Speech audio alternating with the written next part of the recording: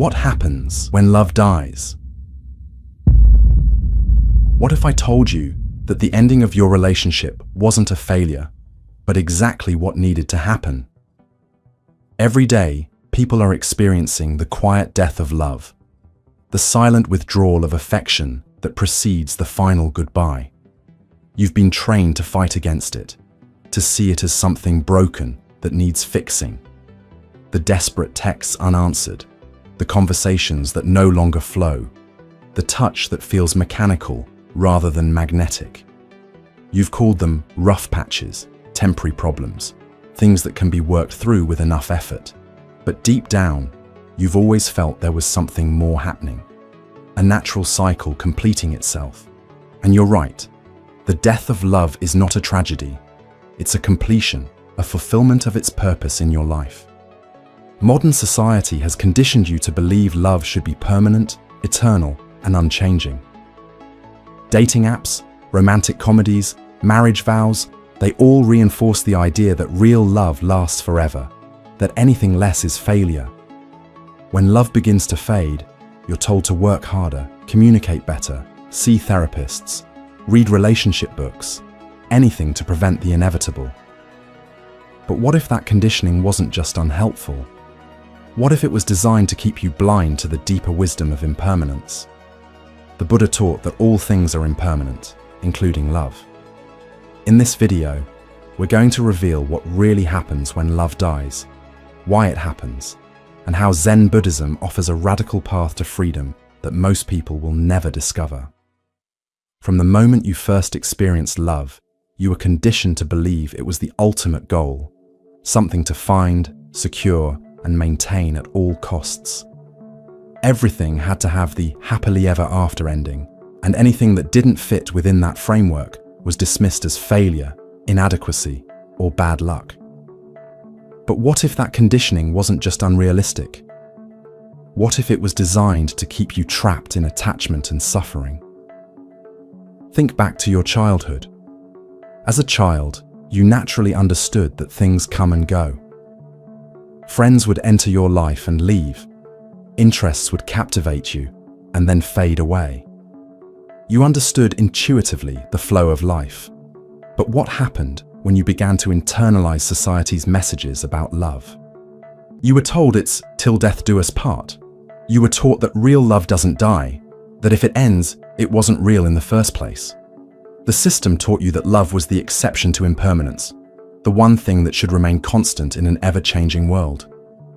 And so, slowly but surely, you stopped recognizing the natural cycles of relationships. Religion and popular culture played massive roles in this conditioning. They didn't teach you how to recognize the signs of love's natural completion, how to gracefully let go, or how to find peace in endings. They taught you to cling, to fix, to desperately hold on, even when holding on caused more suffering than letting go. The entire system is built on the idea that you must fight against impermanence instead of flowing with it. Society became the ultimate enforcer of this belief. Not the authentic wisdom traditions that understood life's cycles, but the commercialized, simplified version that tells you that love should be forever, that endings equal failure, that you should do anything to avoid the pain of loss. Under this model, the death of love is nothing more than a mistake, a tragedy, something to be prevented at all costs. You witness the slow withdrawal of your partner's affection. That's just a phase. You feel the growing distance between you. That's just stress. Everything is stripped of deeper meaning, leaving you fighting against the natural tide instead of riding its waves. But here's what they don't tell you. Some of the greatest spiritual teachers, Buddha, Thich Nhat Hanh, Pema Chodron, all recognize that relationships, like everything else, follow the law of impermanence. They understood that the signs of love's completion weren't failures, but messages guiding us toward greater wisdom. And yet society ridicules those who accept endings gracefully. Talk about letting go of relationships that have run their course, and you'll be labeled cold, uncommitted, or afraid of intimacy. The people who recognize and honor the natural end of love are cast aside as unromantic or cynical. while those who cling desperately to dying relationships are praised as devoted, committed, and worthy of admiration. This isn't an accident, it's social conditioning. If you want to keep people suffering, the first step is making sure they never discover the freedom that comes with acceptance. Because the moment you start paying attention to the signs of love's natural completion, you start realizing something profound. You are not defined by who loves you or who has stopped loving you. Some truths are too deep for YouTube, and we can only scratch the surface here. The real wisdom lies in ancient texts and teachings that have guided people through love's cycles for centuries. For those who want to go deeper, The Wisdom of Insecurity by Alan Watts explores these concepts in profound detail, showing how our desperate attempts to make love permanent actually prevent us from experiencing it fully. The link to this transformative book is in the description below. The real reason society doesn't want you to recognize when love is ending is because it reveals a crack in the illusion. It shows you that relationships aren't just happily ever after fairy tales. They're temporary teachers appearing in your life for specific lessons. Once you start seeing the patterns of beginnings and endings, you can't unsee them, and that's where the real awakening begins. Because the next question is, if the death of love isn't random or tragic, then what is it? Why does it happen? And why do the signs become unmistakable once you know what to look for? Let's go deeper. At some point in your life, you've experienced the unmistakable signs that love is withdrawing. Your partner is physically present but emotionally gone, sitting beside you while their spirit has already left. Conversations that once flowed effortlessly now feel forced, shallow, obligatory. Acts of kindness that were once spontaneous now feel mechanical, performed out of duty rather than genuine care. These aren't accidents or temporary problems.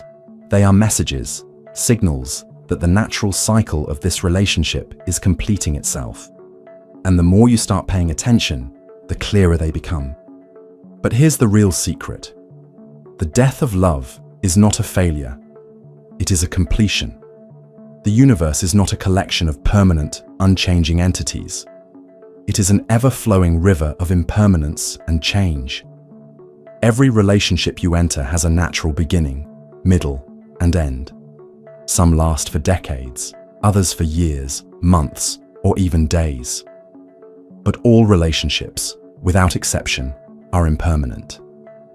Zen Buddhism calls this mujo, the fundamental reality that everything is in flux, always changing, always moving. The Buddha himself made impermanence a cornerstone of his teaching, recognizing that attachment to what must change is the root of suffering. The great Zen master Dogen wrote extensively about the nature of time and change, seeing each moment as complete in itself, yet flowing into the next. He understood that relationships, too, exist within this flowing river of impermanence. They arise when conditions are right, persist while those conditions remain, and dissolve when conditions change. This isn't tragic. It's the nature of existence itself. But mainstream culture avoids this topic, dismissing it as pessimistic or defeatist, despite overwhelming evidence of its truth. Consider this. The entire natural world is built on cycles: birth, growth, decay, and death. Seasons change, day turns to night, tides rise and fall, stars explode and are reborn. Your body itself is in constant flux, with cells dying and being replaced continuously. So why would love be the one exception to this universal law? The answer is it's not. Love too follows the law of impermanence. It appears when conditions are right, flourishes for a time, and eventually completes its cycle. And synchronicities are proof of that hidden design. They are the glitches in the matrix, the moments where the underlying order of the universe reveals itself. But if the death of love is natural, then the question becomes, how do you recognize its signs? And more importantly, how do you respond to them with wisdom rather than desperate clinging? Some believe these signs are messages from your higher self, guiding you toward growth and liberation. Others believe they are signals from the universe, showing you that this particular relationship has fulfilled its purpose in your life. Whatever their origin, one thing is certain. The signs of dying love are not to be ignored or fought against. They are invitations to wake up, to pay attention, and to shift your awareness from desperate clinging to conscious acceptance. Because the moment you start recognizing them, the illusion of permanence begins to crumble. And that leads to the next question. If the death of love follows predictable patterns, what exactly are those patterns? What happens beneath the surface when love begins to withdraw? And more importantly, how can you respond in a way that leads to freedom rather than prolonged suffering? The answer lies in understanding the hidden mechanics behind love's natural completion. Let's go deeper. If the signs of dying love are messages guiding you toward liberation, then the next question is, what exactly are these signs? What happens when love begins its natural withdrawal? And how can you recognize it before the final goodbye? The truth is, there are clear signals that appear when love is completing its cycle. And once you understand these signals, you'll realize that you've been missing them your entire life. At the core of dying love lies a simple but profound principle. Energy never lies. While words can deceive and actions can be performative, energy is always honest. Modern psychology confirms that we pick up on subtle cues from others, micro-expressions, voice tonality, body language, that signal their true feelings even when they're trying to hide them. This is why you often feel something has changed long before you have concrete evidence. Your intuition is sensing the shift in energy that precedes the explicit ending. Have you ever noticed the unmistakable difference between someone who is fully present with you and someone who is merely physically there? The person may sit across from you, nodding and responding, but something vital is missing. Their spirit has already left the relationship, even if their body remains. This is presence turning into absence without movement. The first major sign that love is completing its cycle. But this goes deeper than psychology.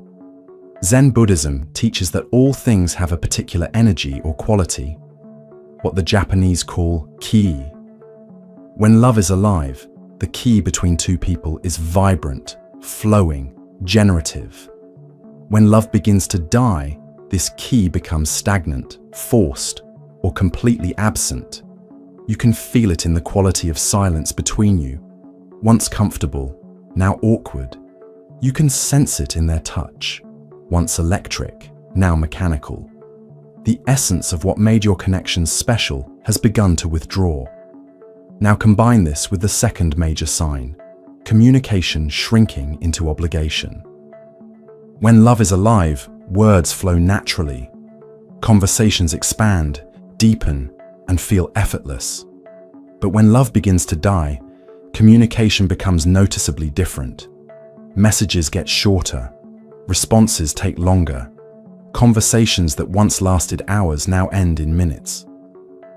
There's a flatness to the interaction, a sense that words are being carefully measured rather than freely given. In Zen tradition, this is called dead speech. Words that come from the head rather than the heart, speech without genuine presence behind it. The person may still ask about your day, but there's no real curiosity behind the question. They may still say, "I love you," but the words lack the resonance they once carried. This leads to the third major sign, kindness turning into duty. When love is alive, acts of care flow spontaneously from a place of genuine desire. There's a joy in doing things for the other person, a natural impulse to nurture and support. But when love begins to die, these same actions take on a different quality. The person still performs thoughtful gestures, but they feel rehearsed, obligatory. They bring you coffee in the morning, not because they're moved to, but because it's what they've always done. They remember your birthday not out of excitement, but out of obligation. The form remains, but the essence has departed. When you notice these signs appearing consistently in your relationship, it's not a call to panic or to frantically try to revive what's fading. It's an invitation to practice what Zen calls clear seeing. honest, non-judgmental awareness of reality as it is, not as you wish it to be. One of the most powerful tools for this clarity is meditation. When you sit in silent awareness, watching your thoughts and feelings without attachment, the truth becomes more apparent. You begin to see the relationship clearly, without the distortion of fear or fantasy. Start by simply observing what is, without immediately trying to fix or change it. This practice of clear seeing leads to a profound insight. The root of suffering in dying relationships is not the end of love itself, but our desperate clinging to what is already gone. The Buddha taught that attachment, tanha, is the cause of suffering, dukkha. When we cling to people, expecting them to love us in the same way forever, we set ourselves up for inevitable pain. The problem isn't that love ends. The problem is that we demand it shouldn't. Now, skeptics will argue that true love should last forever, that if you really love someone, your feelings won't change. But this view contradicts both human experience and the fundamental nature of reality. Because love, like everything else, is not a permanent state, but a flowing energy that naturally rises and falls. The key is knowing how to work with this flow instead of against it, how to honor what has been without desperate attempts to resurrect what is no longer alive. Because once you start intentionally aligning with reality rather than fighting it, relationships don't just end, they complete.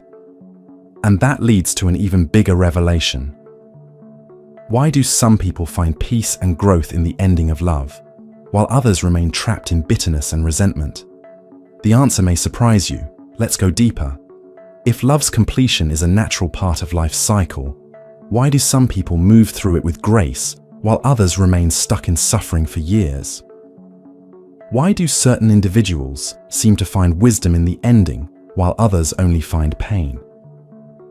The answer is simple: awareness, acceptance, and the willingness to let go. Most people live their entire lives fighting against impermanence, trapped in a mindset of control, attachment, and desperate clinging. They are conditioned to believe that if love ends, something has gone wrong. This belief system acts as a mental barrier that prevents them from seeing the wisdom and opportunity in endings. Think of it like this. Imagine you're trying to hold water in your tightly clenched fist. The harder you squeeze, the more water escapes.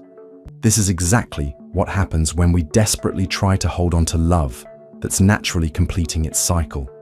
The tighter we cling, the faster it slips away. The same applies to relationships. If your partner's love is naturally withdrawing, desperate attempts to pull it back only accelerate the process. Now contrast that with people who understand impermanence. These individuals are not superhuman or emotionless.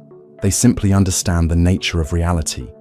They don't dismiss the pain of loss, but they don't amplify it through resistance either. They acknowledge what is happening, feel the natural grief that comes with endings, and then allow that grief to move through them, rather than becoming stuck in it. And here's the fascinating part. The more you accept impermanence, the more peace you find in life's inevitable changes. This is because of two key factors: non-attachment and present moment awareness. Non-attachment doesn't mean not caring. It means caring without clinging. It means loving fully while it lasts, and letting go gracefully when it's time. This is the essence of what the Buddha taught, that we can appreciate the beauty of experiences, relationships, and feelings without demanding they last forever. Present moment awareness means living fully in the now, neither dwelling on the past nor anxiously projecting into the future. When love is present, you enjoy it completely. When it begins to fade, you notice this reality without denial or panic.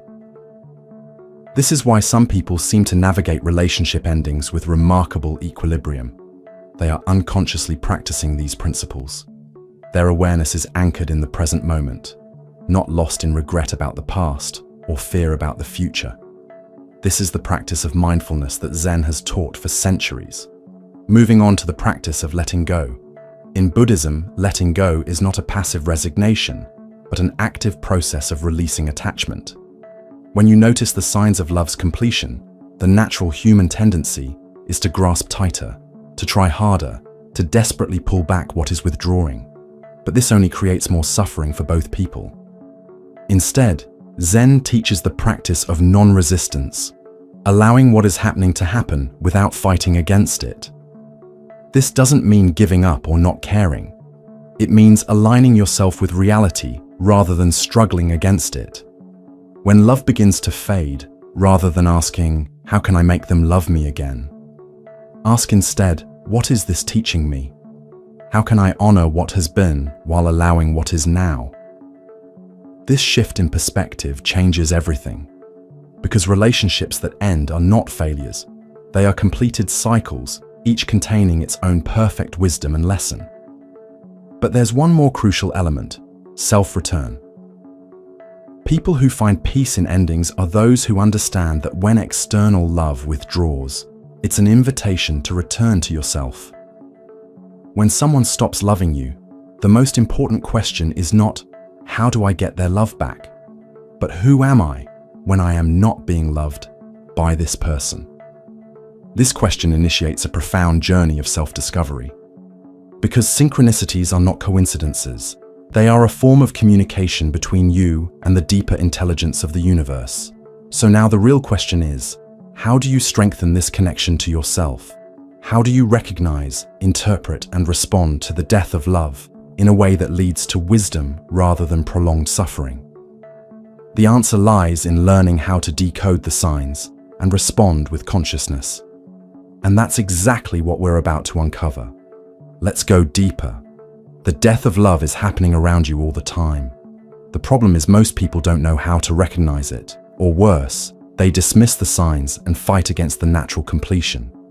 But once you understand how to identify these patterns and respond to them with wisdom, you'll begin to see that even endings contain profound gifts. The first step to working with love's impermanence is awareness. You need to shift your mindset from seeing endings as failures to understanding them as completions.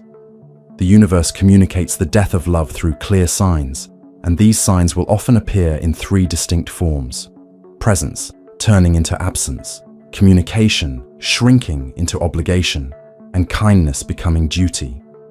Presence turning into absence without moving. This is when someone is physically with you but energetically absent. They may sit beside you, but their spirit is elsewhere. Their eyes no longer light up when they see you. Their body language has subtly shifted. They're there, but not really there. This energetic withdrawal always precedes the physical departure. Communication, shrinking into obligation. Words are not just information, they carry energy. When love is dying, communication changes noticeably. Conversations that once flowed easily now feel forced.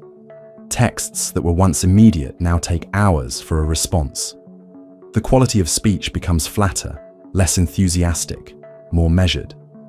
It's as if the person is carefully rationing their words, rather than sharing freely.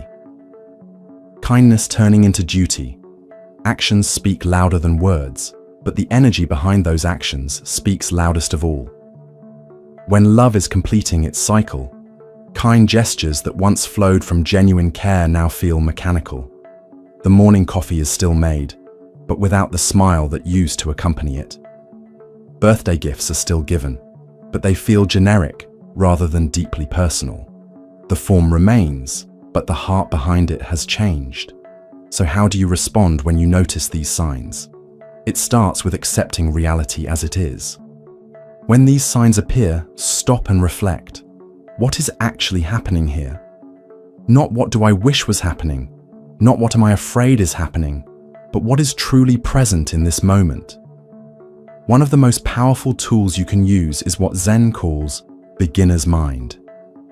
Approaching the situation without preconceptions, as if seeing it for the first time. This might mean sitting in meditation, simply observing your thoughts and feelings about the relationship without getting caught in stories about what it all means. The more you practice this clear seeing, the more you'll notice patterns forming. You'll recognize when your mind is creating narratives that cause suffering and when it's seeing reality clearly. But here's the secret. Recognizing the death of love is only the first step. Responding to it with wisdom is what transforms pain into growth. If you see the signs that love is completing its cycle, the question becomes not, how do I fix this? But how do I honor this transition with dignity and grace? And this leads us to the final piece of the puzzle: how to consciously work with the death of love rather than fighting against it. Because once you understand how to approach these endings, you can begin using them as powerful catalysts for awakening. Let's go deeper. Recognizing the signs of dying love is one thing, but learning how to respond to them with wisdom is where the real transformation lies. The truth is, the end of love is not just a loss to be endured. It is an opportunity for profound spiritual growth. The question is, are you paying attention? And more importantly, are you willing to let go? Most people treat the death of love as something to be fixed or fought against, as if endings are always failures. But in reality, the completion of love is often exactly what needs to happen for both people to continue their growth. Those who find peace in endings are not just lucky, they are practicing ancient wisdom, often without knowing it. So how do you use love's impermanence as a path to freedom? It comes down to 3 key steps: seeing clearly, letting go, and returning to self. See clearly. When you notice the signs of withdrawing love, resist the urge to deny or rationalize them. Instead, practice what Zen calls just seeing, observing reality without adding your stories, judgments, or fears. If your partner's presence has become absence, simply notice it. If their communication has become obligation, simply acknowledge it. If their kindness has become duty, simply see it for what it is. The key is to be honest with yourself about what is actually happening, not what you wish was happening. The Buddha taught that seeing reality clearly is the beginning of wisdom. Let go. This is perhaps the most difficult but most liberating step. Letting go doesn't mean not caring or giving up prematurely. It means releasing your attachment to how things should be. When love begins to fade, there's a natural impulse to grasp tighter, to try harder, to somehow pull back what is withdrawing. This only creates more suffering. Instead, practice what Zen calls the way of non-clinging, allowing what needs to end without forcing or resisting. One of the fastest ways to practice letting go is to focus on your breath. When you feel the pain of loss arising, take 3 deep breaths, and with each exhale, imagine releasing your grip just a little bit more. This simple practice helps you step out of the mental stories that cause suffering and into the present moment where healing is possible. Return to self. When external love withdraws, it creates space for something profound, a return to the love that can never be taken away. In Buddhism, particularly Zen, there is a recognition that our true nature is already complete, already whole. External relationships can complement this wholeness, but should never be its source. When someone stops loving you, it's an invitation to ask the most important question: who am I beyond this relationship? What remains when this external love is gone? This is not just a philosophical question, it's a doorway to liberation. People who navigate endings with grace are those who use these moments to rediscover their inherent completeness. They understand that while relationships may be impermanent, the awareness that experiences them is unchanging. And here's the most important part.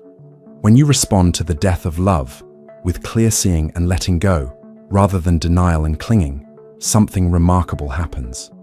The pain doesn't disappear. You still feel the natural grief of loss, but it no longer has the same power over you. It moves through you rather than getting stuck. It becomes a teacher rather than a tormentor. The universe rewards this alignment with reality. People who respond to endings with wisdom often find that their capacity for authentic connection deepens. They begin to experience love not as something to possess, but as an energy to appreciate while it's present. They are not waiting for relationships to fulfill them. They are already whole, already complete in themselves. And as a result, the connections they form come from freedom rather than need, from abundance rather than lack. And this is where you must make a choice. Now that you understand the signs of dying love, how they work, and how to respond to them with wisdom, what will you do with this knowledge? Because the final step is to integrate this wisdom into your daily life, to step fully into the path of awareness, acceptance, and alignment. And that's exactly what we're going to do next. Let's go deeper. Now that you know the truth about the death of love, the real question is, what will you do with this knowledge?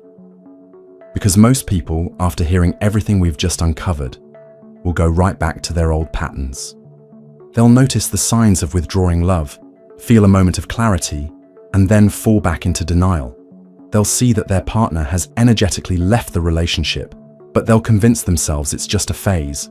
They'll receive the message that this cycle is complete, but they'll ignore it, desperately clinging to what is already gone. They'll stay in the loop of suffering, waiting for things to go back to how they were, waiting for love to return, waiting for the impossible. But here's the truth. What is withdrawn rarely returns through force or manipulation. The system has trained you to fight against these natural cycles, to see endings as something to be prevented at all costs. But now you see it. Now you understand that love, like everything else, follows the law of impermanence. It appears when conditions are right, flourishes for a time, and eventually completes its cycle. And more importantly, you are not diminished when a relationship ends. You are simply being prepared for the next phase of your journey. So what does this mean? It means that the death of love is not happening to you. It is happening for you. Every sign of withdrawal, every conversation that doesn't flow, every touch that feels empty is an invitation to see clearly, to let go, and to return to your own wholeness. An invitation to trust the cycle of beginnings and endings, to align with reality rather than fighting against it. And most importantly, an invitation to discover who you truly are, beyond the roles of lover, partner, or spouse. If there's one thing you take away from this, let it be this. Do not ignore the signs. The universe speaks through these patterns, and if you don't listen, if you keep clinging to what needs to end, you remain stuck in suffering. But if you listen, if you start treating these signals as meaningful, if you follow where they lead, toward acceptance and letting go, your entire relationship with love can transform. The people who find peace in the midst of endings are not lucky. They are practicing awareness. They are honoring reality. They are trusting the process. And because of that, they move through life with a grace that seems effortless, as if something is working behind the scenes to guide them toward growth, because something is. But here's the thing. There's far more to this than can be shared in a single video. The ancient wisdom traditions have always understood these cycles of beginnings and endings, offering insights that go beyond our modern understanding of relationships. Now you've seen the signs. You've felt the truth of love's natural cycles.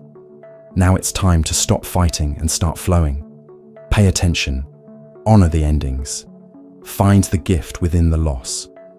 Because once you step into alignment with reality, you'll realize that the death of love is not the end of your story. It's just the completion of one chapter and the beginning of another.